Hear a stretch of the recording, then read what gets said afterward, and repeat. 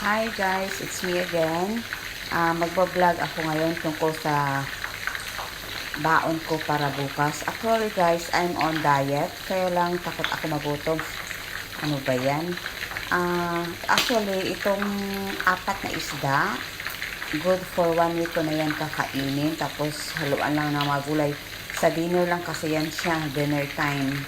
Kasi nagra-rice pa rin ako konti sa sa lunch time. Bali 6 spoon of rice o isang dakot na bigas. Then ito rin siya, babaunin ko din yan siya. Mabuti na yung ilan ba yan? 7 hotdog. Mabuti na yung sobra kaysa kulang. Tapos baon ako ng pork tocino. Huwag maingay kasi ang patient ko is alam mo na nasa sa Middle East tayo, medyo bawal. Kaya lang, kainin ko lang sa kwarto. Tapos, ito rin guys. Siguro, paksiw yung isda. Parang tuna yung isda eh. Parang, oo. Kasi, ang kilala ko lang na isda, tilapia, bangos, bulinaw, ano ba yan. Tapos, pork, baka prituhin ko yan. Tapos, keep lang sa room. Or tago lang sa kwarto para di makita. Alam nyo naman dito. Bawal-bawal.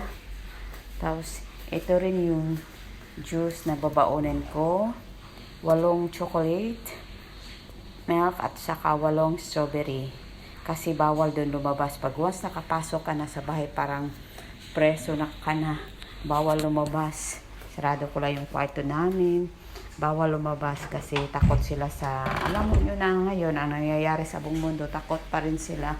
Actually guys, parang hindi naman nakakatakot as long as malakas ang resistensya mo, kumakain ka ng tama, natutulog ka ng tamang oras, walong oras ang tulog mo, tapos kain talaga ng masasarap para hindi tayo matamaan. So, baliktarin ko muna ito.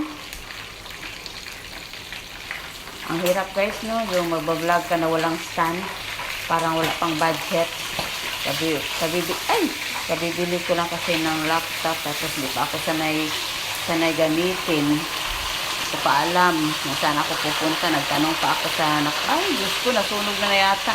Naka-BLS ko. Paano ba gamitin? Ewan ko lang, sundan ko lang yung procedure na sabi niya.